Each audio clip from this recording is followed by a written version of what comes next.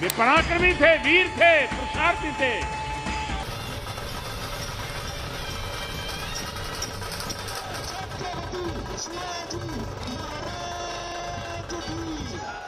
Even after 400 years, Shivaji's legacy still holds a central place in Maharashtra.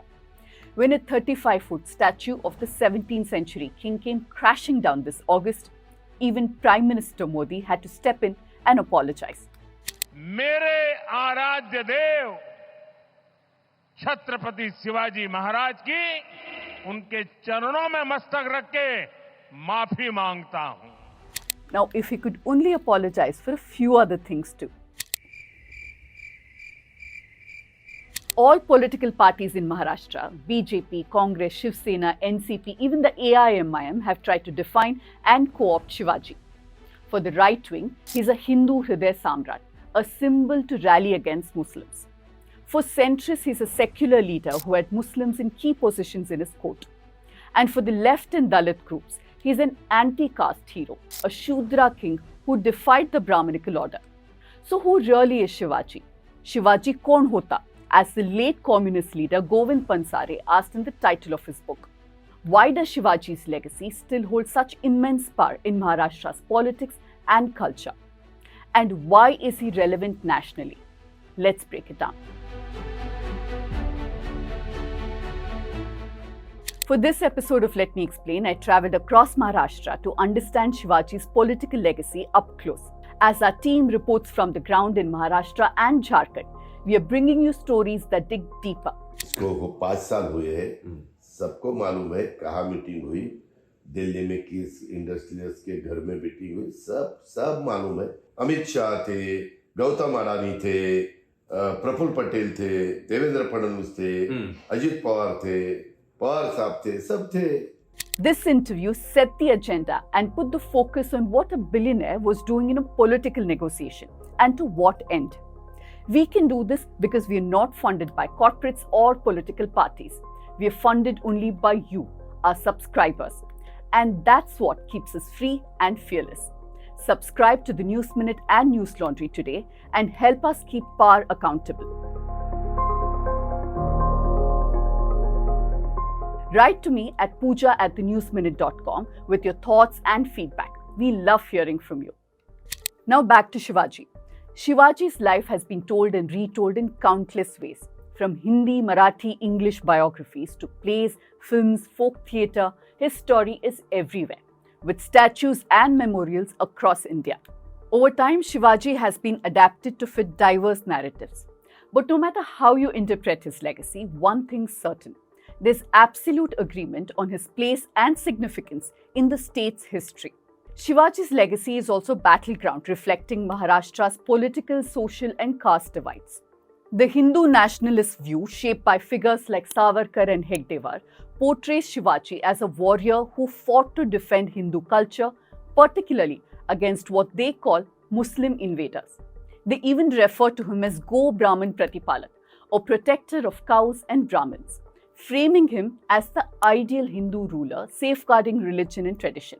At one point, he does issue a directive asking his soldiers to protect cows and Brahmins. Now, why does he do that? Because cows and Brahmins, they represent the Hindu order during that period.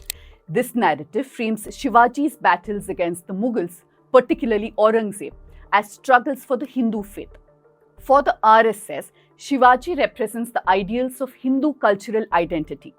Golwalkar, an RSS leader, described him as a champion of Hindu Swaraj and used this idea to compare Shivaji's rule with that of other regional leaders who worked with the Mughals, labeling those leaders as traitors. Shivaji was certainly not out to create a secular state in the sense of it being a non-religious state, because the idea of a secular or non-religious state did not exist in 17th century India. Yeah. What Shivaji was truly creating was not a Hindu theocratic state either, but what he was creating was a Hindu polity. That is a polity that was broadly Hindu. It was definitely Hindu in nature and character, because it drank deep of the fountain of Hindu culture and civilization. It was based very much on the Hindu ethos. Right. but it was an inclusive Hindu state. It was a state based on Hindu values of inclusivity, tolerance, and diversity. For Shiv Sena, Shivaji was the ultimate symbol of Marathi Asmita, that's Marathi pride or identity. But by the 90s, as right-wing politics gained ground, Shiv Sena embraced the shift. Bal Thackeray coined the slogan, "Garv se bolo, hum Hindu hai." And with this, the image of Shivaji, Shiv Sena's central icon, also started shifting, becoming more closely tied to Hindu nationalism. But if you look back to the late 19th century, it was mostly upper caste intellectuals and writers who were shaping his legacy, highlighting his connection with Brahmins in his court. Then came the 1940s, and Shivaji's image started getting saffronized through movies and plays portraying him as larger-than-life Hindu symbol. When we look at communalization, it pretty much begins with 1940s in a very big manner. Of course, cinema has a big role to play, and historian Prabodhan Paul has written very extensively about this aspect, that how from 1940s onward, this anti-Muslim Shivaji is projected through cinemas. That becomes one medium of communalization of Shivaji Maharaj's legacy. The second medium is the school textbooks. Interestingly, historians first write history and then it is reproduced through cinema or plays. But in this case, it happened the other way around, whereas the first cinema came into place and then that narrative was used in the school textbooks. In fact, the school textbooks on Shivaji Maharaj still remains the longest unchanged textbook for so many years, and that remains the narrative. The third way is the plays, and you have various social cultural organizations, and not necessarily only RSS. There are various social cultural organizations which have adopted the very much communal kind of projection of Shivaji Maharaj. But progressive side for long has countered this narrative that Shivaji's fight against Aurangzeb and other Muslim rulers was political and not religious. Leaders like Jyotirao Phule and Ambedkar saw Shivaji as a progressive and inclusive leader whose policies were welfarist in nature. Shivaji's alliances included Muslim rulers, and he worked closely with Muslims in his military and administration. Phule's writings depict Shivaji as a leader who worked on social harmony, and he was called the Khulwadi Bhushan, the king of peasants and masses. Shivaji is also an anti-caste symbol for many. A section of Brahmins had refused to perform rituals during Shivaji's coronation because they said he was not a Kshatriya but a Shudra. Later, during his rule, Shivaji is known to have defied discriminatory practices like untouchability, which was prevalent at the time, and also parts of Manusmriti, which discriminated between castes. यानी कि अस्पृश्यता जो है यहाँ का जो इतना rigorous था वो उन्होंने उसको माना नहीं, साथ में लिया। एजुकेशन सबको ये कर दिया जो सिर्फ ब्राह्मण्स के लिए अलाउड था उस टाइम, सिर्फ ब्राह्मण्स के लिए था, तो उन्होंने सबके कोई भी सीख सकता है, यानी कि संभाजी सीखने लगा। मगर ये जो बाकी का जो यहाँ का था, जो ब्राह्मण से अलग जो समाज था, उनको बहुजन समाज कहते हैं हमारे यहाँ पे। वो बहुजन समाज यानी कि मराठा वगैरह जो है, कुंबी मराठा सब ये काम करने वाले, लोहार जो है लोहार ये करता है, सारे एक थे। वो सब लोगों को इनकॉर्पोरेट कर लिया, सब लोगों को साथ में ले लिया, तो उसकी वजह से एक उनके खिलाफ ये आदर की भावना है, प्रेम की भावना। Burden of this particular interpretation of Shivaji has pretty much lied on a very tiny minority of Ambedkarite Dalits, and that is precisely the reason that you have more space being taken over by the anti-Muslim kind of interpretation of Shivaji in the present day context. Communist leader Sharad Patil had argued that Shivaji's true enemies were not Muslims but Orthodox Brahmins, which is a challenge to the nationalist interpretation of Shivaji's legacy. There are two kinds of people that I believe will not accept Shivaji as their own. One are those who believe in the domination of the faith, and of the faith being over and above everything else, Right. Which would be exclusive in nature, exclusivist in nature rather, and would not include Muslims and others. Now here's the thing.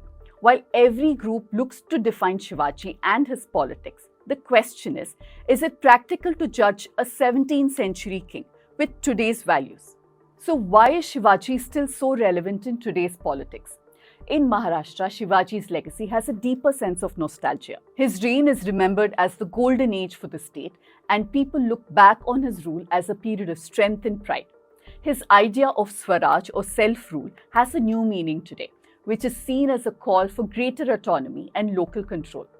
The political struggle between Shivaji and Aurangzeb is also seen as a clash between Delhi's rule and the identity of the Marathi Manus. Even in post-independent India, when Maharashtrian leaders have pushed back against central power in Delhi, they often have drawn on this history. Recently, leaders like Sharad Pawar and Uddhav Thackeray have invoked Shivaji as a symbol in their pushback against the BJP, which they say is being controlled by Delhi. For them, Shivaji represents Marathi pride or Marathi asmita and the fight for regional autonomy. Delhi के खिलाफ जो है feeling वो शिवाजी महाराज से चालू आ रहा है। संयुक्त महाराष्ट्र में भी वही था, और जब जब दिल्ली और बंबई महाराष्ट्र का क्लैश होता है तब तब एक फीलिंग उभर के आता है। तो ऐसे ही ये अभी जो है तो अभी शिवसेना भी वही बोलती है। शिवसेना और शरद पवार दोनों वही बोलते हैं बीजेपी के खिलाफ। बीजेपी के खिलाफ, क्योंकि वो सेंट्रिस्ट पार्टी है। Shivaji has even become a symbol of anti-corruption, with the opposition using his image to challenge the Mahayuti alliance. But it's not just in Maharashtra. Shivaji is seen as a national icon by many groups across the country. Shivaji, in fact, became a very big symbol of liberation during India's freedom movement as well. Yeah. So not only did Lokmanya Tilak use him as a classic example of the idea of political liberation, Rabindranath Tagore did so. Gandhi, in fact, mentioned him as an example, and so did Nehru as well. So there were all kinds of people from across the political spectrum. So while Savarkar was hailing him as a liberator, so was Mahatma Gandhi, and so was a guy like Lokmanya Tilak. In states like Telangana and Karnataka, his pictures are often displayed in rallies, especially within the right-wing movements, as part of their messaging and narrative. In this piece, my colleague Charan Teja has looked at how BJP and their affiliates are using Shivaji statues to mobilize BCs in Telangana. It's a wonderful piece, though it is from a few years ago, it's still very relevant today, and I recommend that you read it. The link, of course, is in the description below. In northern states too, Shivaji is depicted as a crusader against the Mughals and is invoked frequently. But here's the thing, no matter which side of the political spectrum you're on, Shivaji's legacy is highly relevant even today. His images show up regularly in political campaigns, especially during elections in Maharashtra, where leaders across the board invoke him to connect with their voters. That's it from me for this week. We'll continue tracking both the Maharashtra and Jharkhand elections, and you can tune in to both News Laundry and the News Minute, not just for updates, but for also a deeper understanding on what the issues of these two states are. If you want deep reportage like this, then do consider supporting us by contributing to our reporting fund.